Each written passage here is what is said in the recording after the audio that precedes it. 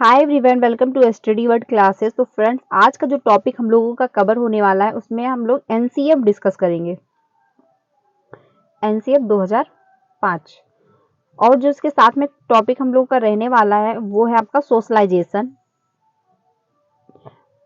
ये भी टॉपिक हम लोग बहुत अच्छे से कवर करने वाले हैं और इसके साथ ही साथ हम लोग जो दूसरा टॉपिक है यानी जो थर्ड टॉपिक होगा वो चाइल्ड सेंटर्ड एजुकेशन यानी बाल केंद्रित शिक्षा। तो इस वीडियो में हम लोग 3 टॉपिक कवर करने वाले हैं। यहाँ से आपके 5 नंबर पक्के हो जाएंगे क्योंकि ये टॉपिक वेरी इंपॉर्टेंट होते हैं, हर बार आपके एग्जाम में आते हैं। यहाँ से क्वेश्चन एक ना एक जरूर आता है और सोशलाइजेशन तो पक्का ही आता है, बाल केंद्रित से भी आता है। और आपका जो एनसीएफ है, एनसीएफ में तो हिंदी में भी कभी कभी यहाँ मतलब एनसीएफ में जो है, एनसीएफ जो टॉपिक है आपका हिंदी में भी यहाँ से क्वेश्चन बन जाते हैं। तो मान के चलिए आपके मतलब जो 5 नंबर है वो पक्के हो जाएंगे। तो वीडियो को लास्ट तक जरूर देखिएगा, बीच में स्किप मत करिएगा क्योंकि टू द पॉइंट बात करने वाली हूँ, आपको अच्छे से समझ में आएगा। मैं कोशिश करूंगी कि मैं आपको अच्छे से एक्सप्लेन कर पाऊँ जो आपको समझ में आए। ये जो क्लास मिलती है आपको 3 बजे मिलती है। ये पेपर 1 एंड पेपर 2 दोनों के लिए बेनिफिट रहने वाली है क्योंकि सीडीपी सेम होती है, आपकी पेपर 1 में जैसी होती है वही पेपर 2 में होती है। काफी बार ऐसा देखा गया है जो क्वेश्चन पेपर 2 में पूछे गए हैं वही पेपर 1 में पूछ लिए गए और जो पेपर 1 में कभी कभी क्वेश्चन पूछे गए वो उठा के पेपर 2 में पूछ लिए गए। तो सीडीपी सेम रहती है, हिंदी भी सेम रहती है, बाकी सब्जेक्ट सेम रहती है। बाकी बस यही है सोशलाइजेशन जो आपका मतलब जो वो सोशल साइंस जो होती है सब्जेक्ट वो चेंज हो जाती है, बाकी पेपर 1 पेपर 2 में सेम रहती है। तो ये जो क्लास मिलती है आपको 3 बजे मिलती है। तो जितने भी कैंडिडेट पेपर 1 एंड पेपर 2 दोनों की तैयारी कर रहे हैं तो वो आप मेरे साथ भी जुड़ सकते हैं। डेली आपको 3 बजे क्लास मिलती रहेगी। कल जो हम लोगों ने डिस्कस किया था वो आपका था आर्टिकल मतलब आरटीई एक्ट जो था 2009। ये भी हम लोगों ने राइट टू एजुकेशन जो है शिक्षा का अधिकार, ये भी टॉपिक हम लोगों ने कल की वीडियो में कवर किया हुआ है। तो यहाँ से भी क्वेश्चन आपका 1 या 2 बन जाता है, तो इसको भी ज्वाइन करिएगा। अच्छे से एक्सप्लेन किया है, टू द पॉइंट बात की है, कम समय में ज़्यादा कुछ एक्सप्लेन करने की कोशिश की है। तो ये भी वीडियो आप लोग जरूर देखिएगा, वहाँ से भी आपके 1-2 नंबर पक्के हो जाएंगे। तो स्टार्ट करते हैं। साथ ही मैं ये बताना चाहती हूँ कि अगर जो 5 बजे की आपकी क्लास होती है उसमें हम लोगों ने क्लास 6 की हिस्ट्री जो है वो कंप्लीट कर दी है। उसमें 10 चैप्टर ही थे, ठीक है। कल जो हम लोग डिस्कस करने वाले हैं यानी जो आज की जो आपको वीडियो मिलेगी 5 बजे वो 7th की एनसीआर मतलब हिस्ट्री का चैप्टर फर्स्ट हम लोग कवर करेंगे। तो 5 बजे वाली भी आप लोग ज्वाइन करिएगा। साथ में जो बीपीएससी की तैयारी कर रहे हैं, बीपीएससी तैयारी 3 का जो एग्जाम आपका जून में होने वाला है, 7 से 15 जून के बीच में होने वाला है, वो लोग भी ये ज्वाइन करिएगा क्योंकि आप में एनसीईआरटी प्लस एससीईआरटी पूछता है। तो जो बीपीएससी की क्लासेस मिलती हैं आपको 2 बजे मिलती हैं, उसमें हम लोग एससीईआरटी कवर कर रहे हैं और जो 5 बजे होती है उसमें एनसीईआरटी होता है। तो दोनों जब आप साथ में क्लासेस करते रहोगे तो आपकी दोनों थ्योरी कंप्लीट होती रहेंगी। इसमें हम लोगों ने 10 चैप्टर कंप्लीट कर दिए हैं और जो 2 बजे आपकी क्लास होती है उसमें हम लोग का 3 या चौथा चैप्टर शुरू है, ठीक। तो जो भी 3 क्लासेस मिलती हैं आपको 2 बजे और 3 बजे और 5 बजे, तो इसको जरूर ज्वाइन करिएगा, आपको काफी हेल्प मिलने वाली है। तो स्टार्ट करते हैं। जो आज का टॉपिक है एनसीएफ पहला टॉपिक है, फिर सोशलाइजेशन पे चलेंगे, फिर चाइल्ड सेंटर एजुकेशन पे चलेंगे। बहुत अच्छे से एक्सप्लेन करूंगी तो लास्ट तक जरूर देखिएगा। अगर चैनल पे पहली बार आए तो वीडियो को लाइक करके चैनल को सब्सक्राइब कर लीजिएगा सो दैट आपको ऐसी क्लासेस मिलती रहें। बाकी टीचिंग से रिलेटेड आपको सारी अपडेट यहाँ से टाइम टू टाइम मिलती रहती है। तो स्टार्ट करते हैं। आपका है राष्ट्रीय पाठ्यचर्या की रूपरेखा 2005, नेशनल करिकुलम फ्रेमवर्क 2005। एनसीएफ 2005 जो है is one of the 4 NCF जो ये यहाँ पे दिए गए हैं 1975, 1988, 2000, 2005 by the NCERT in India, यानी 1975 में एनसीएफ लागू हुआ, फिर इसमें संशोधन किया गया 1988 में, फिर से इसमें संशोधन किया गया 2000, फिर से जब संशोधन किया 2005 में किया गया। तो ये डेट आप लोग ध्यान रखिएगा, 1975, 1988, फिर 2000, फिर 2005। आगे चलते हैं। एनसीएफ 2005 के अनुसार स्कूली शिक्षा पाठ्य पुस्तक केंद्रित ना होकर के बाल केंद्रित हो। यानी जो एनसीएफ है आपका ये कहता है कि जो स्कूल की शिक्षा है वो पाठ्य पुस्तक पर केंद्रित ना हो। यही नहीं कि ये मान के चलिए आप सब कुछ पुस्तक ही नहीं है, आप कोई एक्टिविटी करवा सकते हैं, कोई प्ले ग्रुप करवा सकते हैं, बच्चा उसके भी द्वारा सीख रहा होता है, आप क्लासरूम में डिस्कशन करवा सकते हैं। ठीक है, तो कोई भी अगर एक्टिविटी आप करवा के बच्चे को, मतलब मैंने ये रखता है कि बच्चे को समझ में आना चाहिए, बच्चा अच्छे से सीखे। तो इसीलिए कहा गया एनसीएफ में कि पाठ्य पुस्तक ना होकर के बल्कि बाल केंद्रित होना चाहिए, यानी बच्चे को सेंटर में रखना है। मान लीजिए अगर बच्चे को कोई पढ़ने में समस्या हो रही है, जैसे कि बच्चे को कोई प्रॉब्लम है, कोई डिसेबिलिटी है, उसको देखने में समस्या आ रही है, तो आप उसको आगे बैठा देंगे। ये नहीं उससे कहेंगे कि आप अपने घर जाओ या फिर चश्मा लगा के आ जाओ, ऐसा नहीं। बच्चे को आप थोड़ा आगे बैठा देंगे, आप कोशिश करेंगे बोर्ड में थोड़ा बड़ा बड़ा लिखने की। अगर बच्चे को चलने में समस्या है तो उसका क्लास जो रूम है वो नीचे फ्लोर, मतलब ग्राउंड फ्लोर पे लगवा देंगे। तो ये सारा होता है कि बच्चे के अकॉर्डिंग आप अपने प्रशिक्षण में, टीचिंग मेथड में परिवर्तन ला सकते हैं। आगे चलते हैं। अगला पॉइंट है एनसीएफ 2005 का अनुवाद संविधान की 8वीं अनुसूची में दी गई है। इसमें 22 भाषाओं में भी किया गया है, यानी इसमें 22 भाषाएं आपकी शामिल हैं। 8वीं अनुसूची में आपकी 22 भाषाएं शामिल हैं। कौन कौन सी भाषाएं शामिल हैं, ये हम लोग हिंदी की जब थ्योरी, मतलब हिंदी की थ्योरी तो कंप्लीट ही हो चुकी है, ये हम लोग दूसरी वीडियो में कवर कर लेंगे। आगे चलते हैं, या फिर जब हम क्वेश्चन कवर करेंगे तो वहां पे आप लोग साथ डिस्कस कर लेंगे, क्योंकि यहाँ से कभी कभी पूछ लेता है कौन कौन सी 22 भाषाएं हैं, तो उनको भी डिस्कस करना जरूरी हो जाता है। आगे चलते हैं। एनसीएफ 2005 को प्रोफेसर यशपाल की अध्यक्षता में तैयार किया गया था। अगर ये पूछ ले आपसे कि जो एनसीएफ आपका 2005 है वो किसकी अध्यक्षता में तैयार किया गया, तो वो है आपका प्रोफेसर यशपाल की अध्यक्षता में तैयार किया गया था। आगे चलते हैं। राष्ट्रीय पाठ्यचर्या रूपरेखा 2005 के मुख्य उद्देश्य क्या रहे, इसके बारे में हम लोग देख लेते हैं। जो पहला उद्देश्य है, ज्ञान को स्कूल की बाहरी जीवन से जोड़ा जाए, यानी आपका जो एनसीएफ है वो कहता है, एनसीएफ कहता है कि जो ज्ञान है वो बच्चे के बाहरी जीवन से जोड़ा जाए, यानी बच्चे को ये नहीं है कि इसको स्कूल का नॉलेज बहुत है, यानी किताबी नॉलेज बहुत है, बच्चा हर टॉपिक, हर मतलब क्वेश्चन बहुत अच्छे से कंप्लीट कर ले रहा है, लेकिन वहीं पे अगर उससे ये कह दिया जाए कि मार्केट से जाके ये सामान ले, तो नहीं ला पा रहा है। अगर बाहर से कोई गेस्ट आए हुए हैं तो अगर कह दिया जाए इनको थोड़ा सा, मतलब थोड़ा अटेंड कर लीजिए, अच्छे से बात कर लीजिए, तो वो नहीं कर पा रहा है। तो इसलिए कहा गया एनसीएफ में ये बात कही कि बच्चे को स्कूली ज्ञान तो दिया ही जाए, साथ में उसके बाहरी जीवन से भी उसको जोड़ा जाए। आगे चलते हैं। अगला है पॉइंट, पढ़ाई को रटन प्रणाली से मुक्त किया जाए, यानी जो एनसीएफ है आपका रट्टाफिकेशन को महत्व नहीं देता, यानी समझ के आप सीखें, आप समझेंगे, आप उसमें इन्वॉल्व होंगे, आप तो इंटरेस्ट लेंगे, जब आपको समझ में आएगा तो आप इसमें इंटरेस्ट और लेने लगेंगे।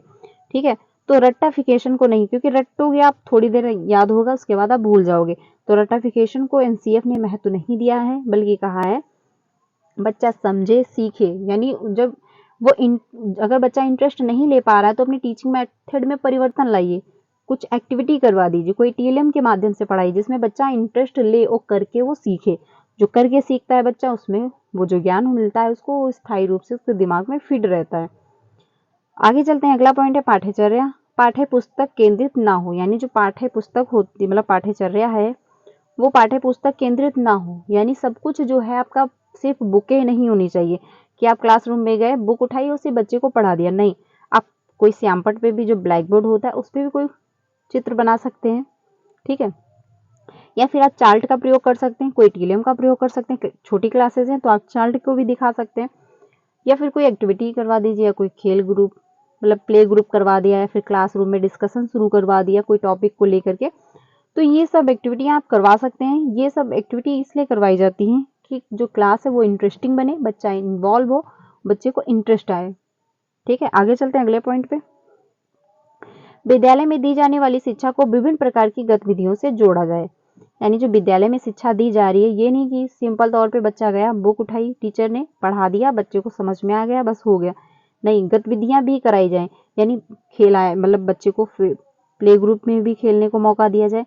अगर बच्चा खेल रहा है तो खेल के भी कुछ ना कुछ वो सीख रहा होता है, कोई एक्टिविटी करा दी आपने, कोई टीएलएम बनवा लिया, कोई प्रोजेक्ट कार, छोटी क्लासों में नहीं, थोड़ा बड़ी क्लासों में आप प्रोजेक्ट कार भी दे सकते हैं, तो उसमें भी बच्चा इंटरेस्ट ले रहा होगा। तो गतिविधियों के माध्यम से भी आप बच्चे को सिखा सकते हैं। आगे चलते हैं। राष्ट्रीय मूल्यों के प्रति आस्थावान विद्यार्थी तैयार किए जाए, यानी अपने देश के प्रति भी उनको सम्मान, मतलब हो, उनको पता चले कि हाँ, मतलब मैं राष्ट्र के प्रति कुछ कर सकता हूँ, उनके प्रति उनको लगाव भी मिले, तो ये भी शिक्षा आपको देनी है, एनसीएफ में ये बात कही गई है। आगे चलते हैं। बिना बार के अधिगम, मतलब जो है आपका लर्निंग विदाउट बर्डन, 1973 1993 की रिपोर्ट में कहा गया कि जो लर्निंग है वो विदाउट मतलब अधिगम, बिना भार के अधिगम यानी बिना बोझ के जो अधिगम दिया जाए। ये नहीं है कि बच्चे को बहुत प्रेशर दे रहे हो, जितना बड़ा बच्चा नहीं उससे ज्यादा उसका बैग भारी है, ऐसा नहीं करना है। बच्चे को मतलब जो उसको पढ़ना है, जो उसका अधिगम है, उसको जो सीखना है, उस पे भार नहीं होना चाहिए। वो इससे मतलब ये रहेगा कि वो माइंडली डिस्टर्ब होने लगेगा। तो इसलिए कहा गया कि बच्चे को ये नहीं है कि बच्चे को भार दे रहे हो आप अधिगम के तौर पे, उसको ज्यादा मतलब डिप्रेस्ड कर रहे हो, उसको माइंडली ज्यादा डिस्टर्ब कर रहे हो, ऐसा नहीं करना है। अधिगम नॉर्मल तरीके से आप आराम से पढ़ा सकते हैं। वो जो बैग होता है, बैग का कहा गया है कि बैग का जो वेट है वो बच्चे के वेट से ज्यादा नहीं होना चाहिए, कम ही होना चाहिए। आगे चलते हैं। एनसीएफ 2005 5 विधियों पर जोर देता है। अब ये किस पे जोर देता है? करके सीखना, निरीक्षण विधि, परीक्षण विधि, सामूहिक विधि और मिश्रित विधि। करके सीखना क्या हुआ? यानी बच्चा करके जब सीखेगा तो बेहतर तरीके से सीखता है। जब वो करेगा तो उसकी जितनी सेंस हैं, जितनी भी उसकी ज्ञानेंद्रियां वो सब एक्टिव होंगी, वो सब इन्वॉल्व होंगी। तो जब बच्चा करके सीखता है, जब बच्चा करके सीख रहा होता है तो वो जो उसकी ज्ञानेंद्रियां वो एक्टिव है, वो सारी इन्वॉल्व है। तो माना ये जाता है कि जब सारी इंद्रियां जिस भी एक्टिविटी में इन्वॉल्व होती हैं तो बच्चा और बेहतर तरीके से अच्छे से सीख रहा होता है, और जो सीखता है उस एक्टिविटी के दौरान वो ज्ञान उसके दिमाग में स्थायी रूप से रहता भी है। तो एक्टिविटी के माध्यम से या मतलब करके बच्चा जो सीखेगा वो बहुत अच्छा तरीका माना गया है एनसीएफ में। इस पे जोर भी ज्यादा दिया गया है, लर्निंग बाय डूइंग यानी करके सीखो। जब बच्चा करके सीखेगा तो बेहतर सीखेगा, और जब करके जो सीखेगा एक्टिविटी के दौरान वो ज्ञान उसके दिमाग में स्थायी रूप से रहेगा भी। आगे चलते हैं। निरीक्षण विधि। निरीक्षण विधि में रहता है कि मतलब आप टाइम टू टाइम देख रहे हैं कि हाँ बच्चा कितना सीख पा रहा है, और बच्चा खुद का भी निरीक्षण कर रहा है कि मैं पहले से कितना बेहतर हुआ हूँ। परीक्षण विधि यानी टेस्ट मेथड, आप टाइम पे टेस्ट भी लेते हैं। यानी देखा होगा कभी कभी टीचर पढ़ाता है क्लासरूम में जाके, फिर बीच बीच में थोड़े बहुत उस जो मतलब जो भी टॉपिक उसने पढ़ाया क्लासरूम में जाकर के, उसी टॉपिक से रिलेटेड एक दो क्वेश्चन एक दो बच्चों से पूछ लेता है। इससे ये रहता है कि सारे बच्चे एक्टिव हो जाते हैं और ध्यान से वो सुनते हैं। वो ये सोचते हैं शायद कहीं हमसे ना पूछ लिया जाए, तो इसलिए वो एक्टिव होकर क्लासरूम को अटेंड करते हैं। सामूहिक विधि यानी ग्रुप लर्निंग को भी महत्व ज्यादा दिया गया, क्योंकि ग्रुप लर्निंग का ये फायदा रहता है, मान लीजिए कोई टॉपिक है, एक बच्चे को नहीं समझ में आ रहा है, एक बच्चे को नहीं उस बारे में पता है तो दूसरे बच्चे से उसने सीख लिया, तीसरा बच्चा उसको हेल्प कर देगा।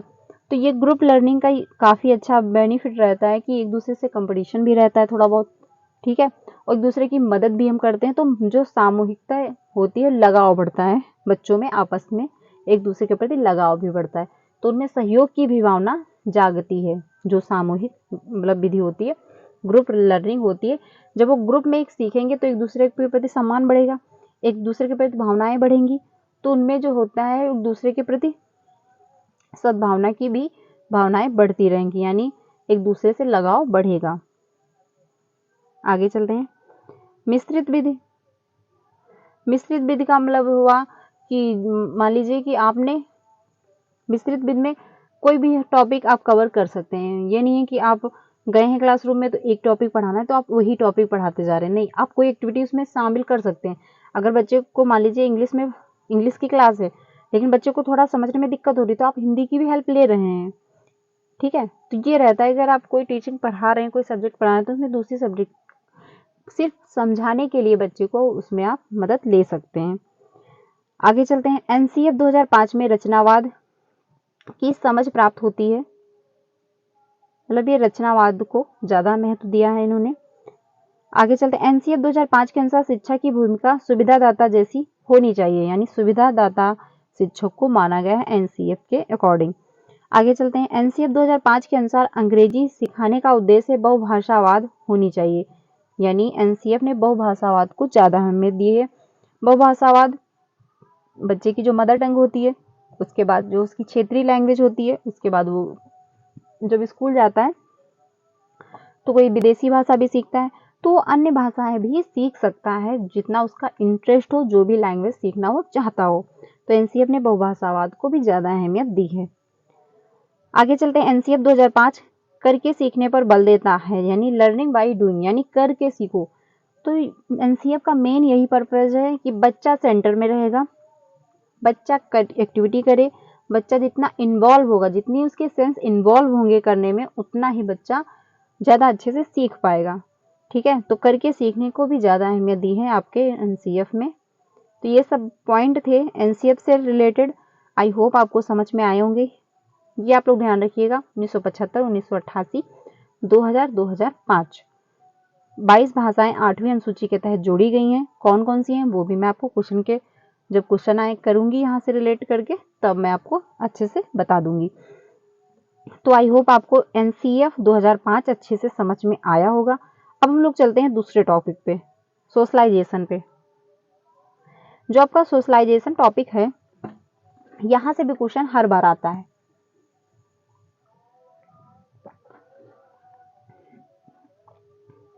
यहाँ से क्वेश्चन हर बार देखने को मिलता है, 1 या 2 जरूर आता है। तो आज की क्लास से आपके 5 नंबर जो हैं वो पक्के हो जाएंगे। अब हम लोग देख लेते हैं सोशलाइजेशन यानी समाजीकरण। समाजीकरण एक ऐसी प्रक्रिया है जिसमें मानव द्वारा मानव समाज द्वारा सीखता है और यह पूरे जीवन तक निरंतर चलती रहती है।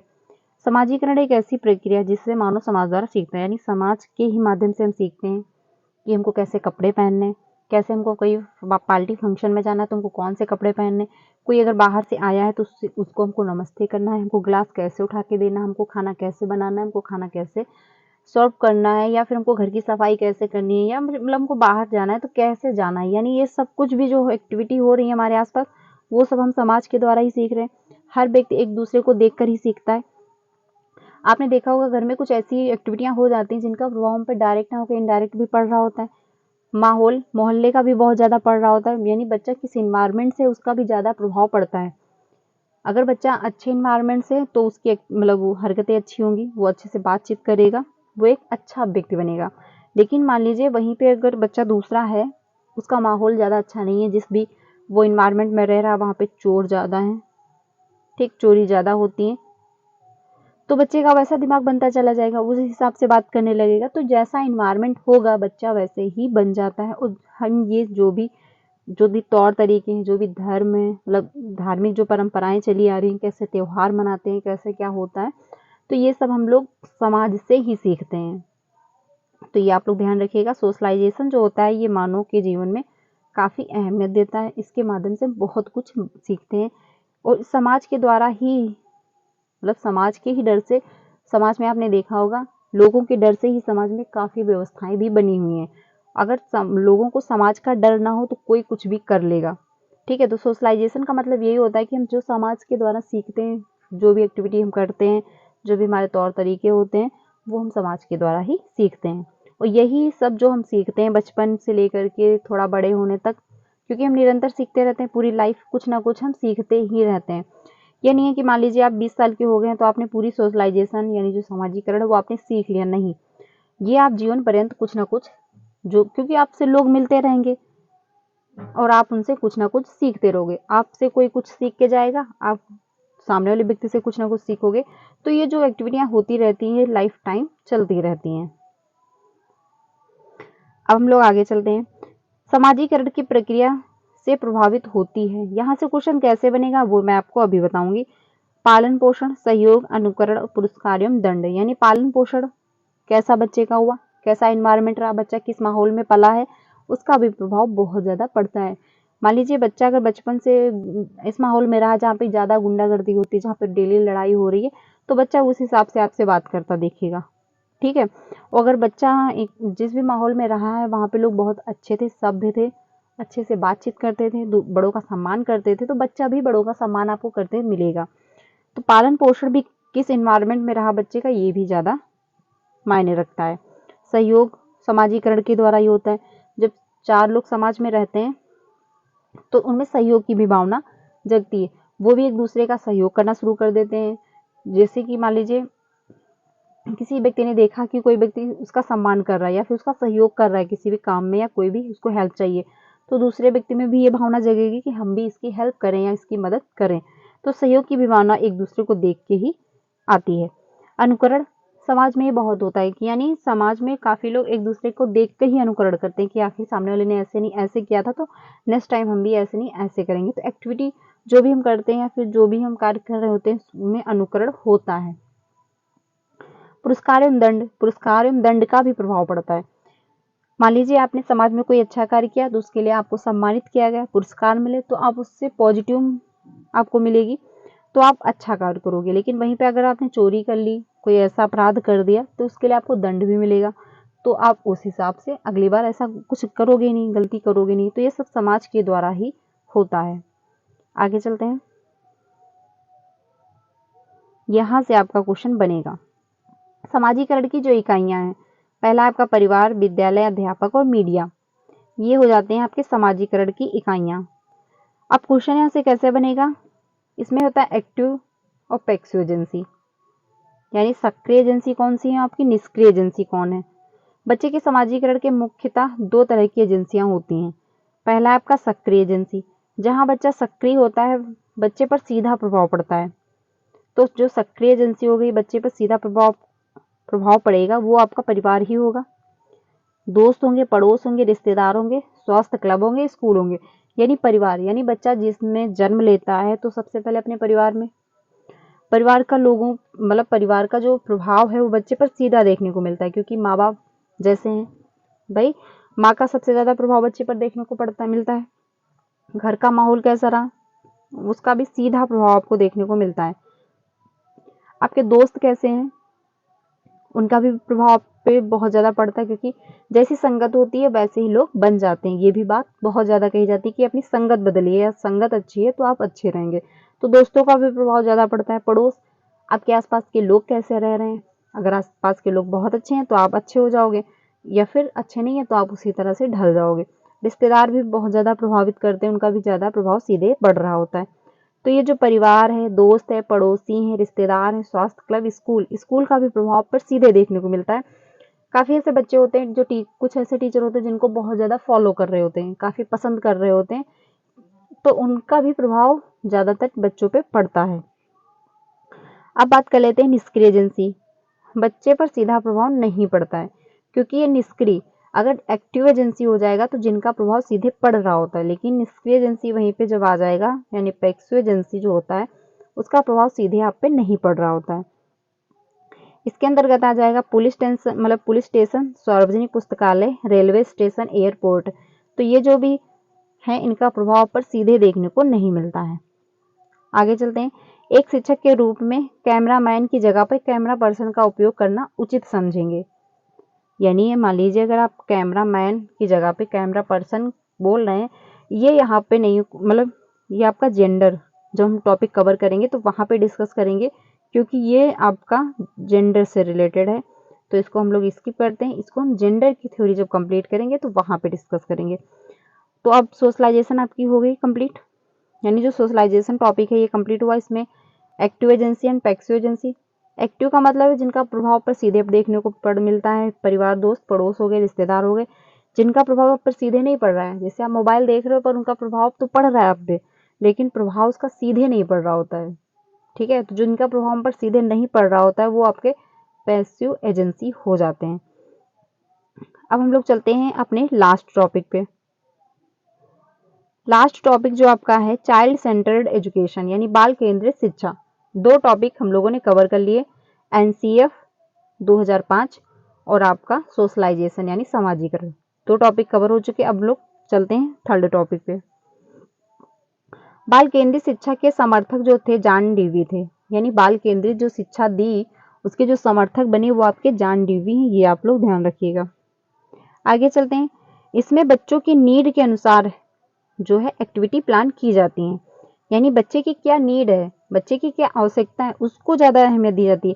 ये नहीं कि बच्चे को मतलब क्या समस्या है उसको समझ में नहीं आ रहा, आप आए हैं क्लासरूम में लेक्चर दे के चले गए, अरे बच्चे को देखिए कि उसको क्या समस्या आ रही है। बच्चे को मतलब अगर देख के समझ में नहीं आ रहा है, मतलब ऐसे आए हैं आप लेक्चर दे के चले गए, बच्चे को समझ में नहीं आ रहा, तो आप लिख के बोर्ड पे कोई चित्र बना के कोई टीएलएम के माध्यम से उसको समझा सकते हैं। तो यानी बच्चे की नीड के अनुसार हमको टीचिंग देनी है। आगे चलते हैं अगले पॉइंट पे। बच्चे जिज्ञासु हों, रचनात्मक और सीखने की क्षमता जन्मजात रखते हैं।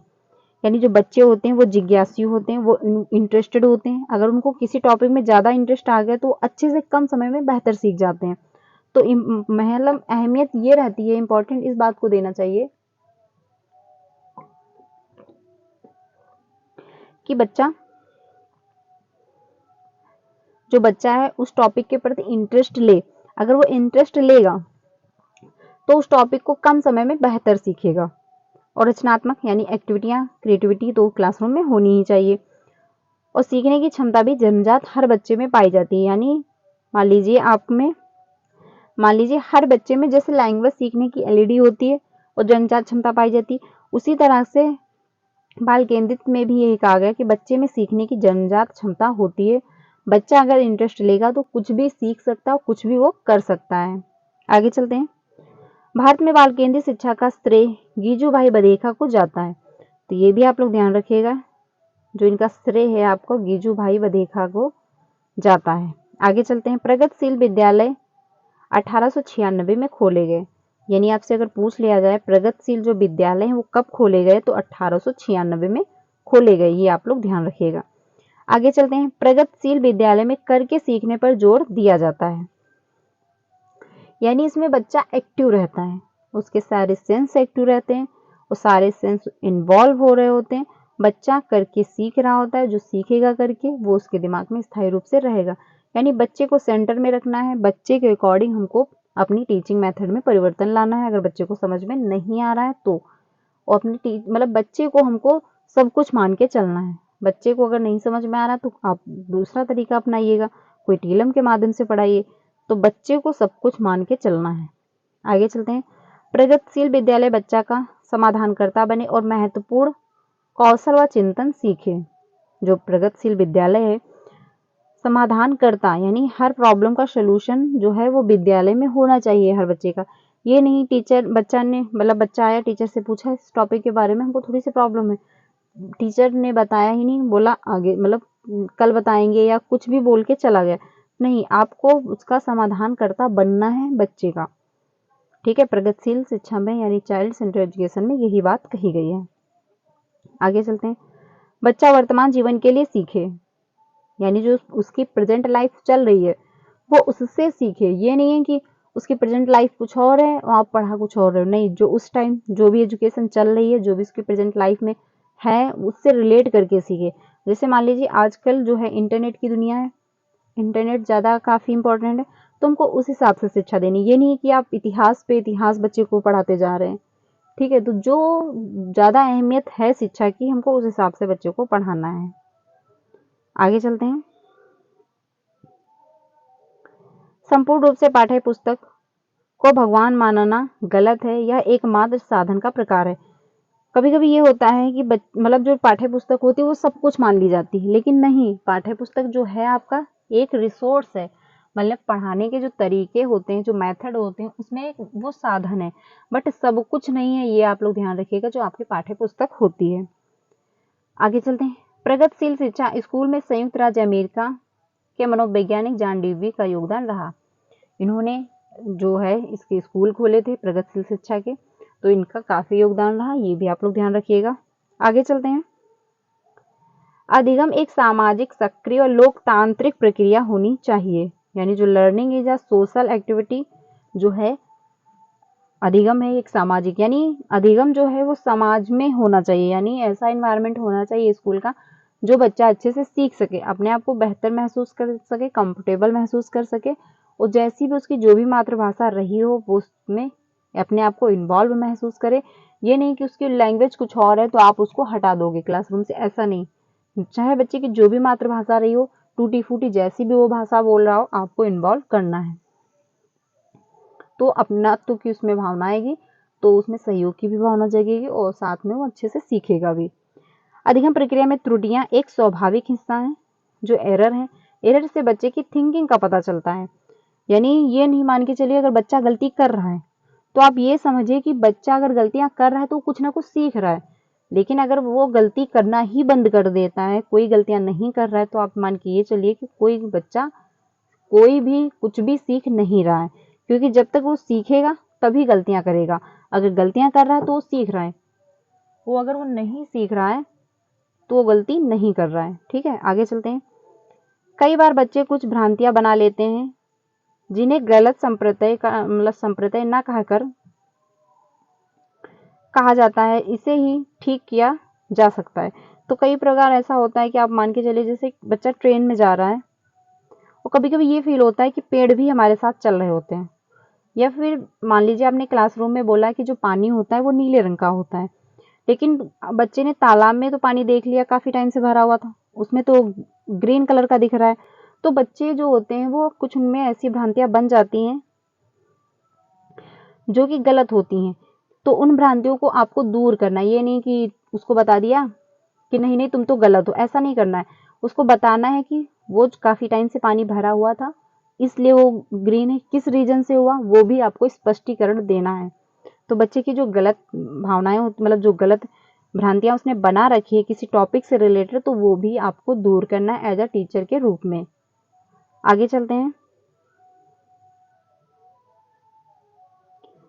आगे है जॉन ड्यूवी ने शिक्षा को त्रिध्रुवीय प्रणाली बताया। इसमें शिक्षक, बालक और पाठ्यक्रम, जो आपका स्वतंत्र चर है वो आपका शिक्षक है, आश्रित चर है वो आपका बालक है, मध्यस्थ चर है वो आपका पाठ्यक्रम है। यहाँ से क्वेश्चन नहीं बनेगा, लेकिन हम लोग जो क्योंकि टॉपिक में दिया गया है तो हम लोग पढ़ लेते हैं, एक बार रीड कर लेते हैं। शिक्षक स्वतंत्र चर मतलब शिक्षक इंडिपेंडेंट होता है, और जो बालक होते हैं वो डिपेंडेंट होते हैं क्योंकि टीचर से, क्योंकि टीचर के माध्यम से वो सीखेंगे। इतने छोटे बच्चे खुद से तो सीख नहीं सकते। और मध्यचर जो होता है, इनमें जो इन इन मतलब टीचर और बच्चे में जो बीच में इंटर जो जो है पाठ्यक्रम है वो मध्यस्थ बना हुआ है, क्योंकि इसी के माध्यम से टीचर बच्चे को पढ़ा पा रहा है और बच्चा भी किसी पाठ्य पुस्तक के माध्यम से सीख पा रहा है। तो ये रहता है, लेकिन यहाँ से क्वेश्चन नहीं बनेगा, लेकिन एक बार रीड करना जरूरी था, इसलिए मैंने आप लोगों को बता दिया। तो कल की वीडियो में हम लोग जो कवर करने वाले हैं वो लैंग्वेज आपका हो जाएगा। लैंग्वेज से भी क्वेश्चन आते हैं, आपका पोर्टफोलियो हो गया, फिर हम लोग जेंडर।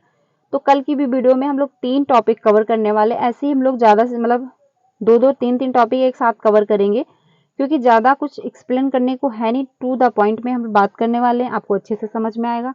ऐसे ये रहेगा, आपको समझ में आएगा इस टॉपिक से कौन कौन से इंपॉर्टेंट क्वेश्चन बन सकते हैं। जैसे कि आपका सोशलाइजेशन हुआ तो आपको समझ में आ गया एक्टिव एजेंसी क्या रहने वाली, निष्क्रिय एजेंसी क्या है, यानी पैसिव एजेंसी क्या है। तो इसमें मेन क्या टॉपिक रहते हैं, कहाँ से क्वेश्चन बन सकता है, वो मैं आपको अच्छे से एक्सप्लेन कर देती हूँ। वहीं पे आपका जो एनसीएफ था ये भी आपको समझ में आ गया होगा कि कौन से क्वेश्चन बन सकते हैं। टू द पॉइंट मैंने एक्सप्लेन करने की भी कोशिश की है, आपको अच्छे से समझ में भी आया होगा। तो आज की इस वीडियो से आपके 5 नंबर पक्के हो जाएंगे, क्योंकि 3 टॉपिक हम लोगों ने कवर किए हैं जो कि काफी इंपॉर्टेंट थे। आई होप आपको समझ में आया होगा। अगर कोई भी डाउट रह गया तो आप लोग कमेंट सेक्शन में बताइएगा, मैं अच्छे से फिर से एक्सप्लेन करने की कोशिश करूंगी।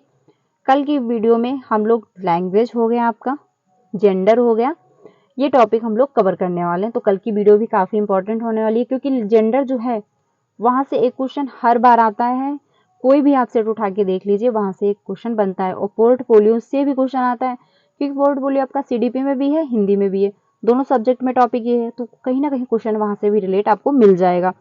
और जो आपका लैंग्वेज है वो हिंदी में तो पक्का ही आता है और सीडीपी में भी पूछ लेता है। तो हमको सारे टॉपिक कवर करने हैं, क्योंकि कुछ ऐसे टॉपिक हैं जो आपके हिंदी में पेडोलॉजी में पूछे जाते हैं और कुछ आपके सीडीपी में आते हैं, और हिंदी के कुछ ऐसे टॉपिक हैं जो आपके सीडीपी में भी पूछ लिए जाते हैं, जैसे कि नॉम चॉम्स्की हो गया, स्कैनर हो गया, तो ये क्वेश्चन आ जाते हैं, इसलिए हमको सारा कुछ पढ़ना पड़ेगा। तो कल की भी हम वीडियो में 3 टॉपिक कवर करेंगे। आज की वीडियो में हम लोग 3 टॉपिक कवर किए। आई होप आपको अच्छे से समझ में आएंगे आए होंगे। बाकी अगर चैनल पे पहली बार आए तो वीडियो को लाइक करके चैनल को सब्सक्राइब कर लीजिएगा। अगर वीडियो अच्छी लगी हो तो इसको भी लाइक करिएगा। बाकी ज़्यादा से ज़्यादा अपने फ्रेंड को भी शेयर कीजिएगा जो कि सेटेट की तैयारी कर रहे हैं और काफ़ी टाइम से, यानी 1 अटेम्प्ट हो चुका, 2 अटेम्प्ट में भी उनका सीटेट क्लियर नहीं हुआ, 3 बार भी सीट दे चुके हैं पेपर, बट सीटेट क्लियर नहीं हो पाया है। तो उनको एक बार मेरा वीडियो जरूर सेंड कीजिएगा, उनको अच्छे से समझ में आएगा, क्योंकि यहाँ से क्वेश्चन आपको सीधे सब बनेंगे। अगर मैं अच्छे से एक्सप्लेन नहीं भी आप लोगों के साथ कर पा रही होंगी तो आप खुद से भी पढ़ के समझ लोगे, तो आपको काफ़ी हेल्प करेगा। तो मिलते हैं नेक्स्ट क्लास में, तब तक के लिए ध्यान रखिएगा। अगर वीडियो अच्छी लगी हो तो उसको लाइक करिएगा, ज़्यादा से ज़्यादा अपने फ्रेंड को भी शेयर कीजिएगा। चैनल पर पहली बार आए तो वीडियो को लाइक करके चैनल को जरूर सब्सक्राइब करिएगा, क्योंकि यहाँ से आपको टीचिंग से रिलेटेड अपडेट भी मिलती रहती है, बाकी आपको क्लासेस भी मिलती रहती हैं। तो मिलते हैं नेक्स्ट क्लास में, तब तक के लिए थैंक यू।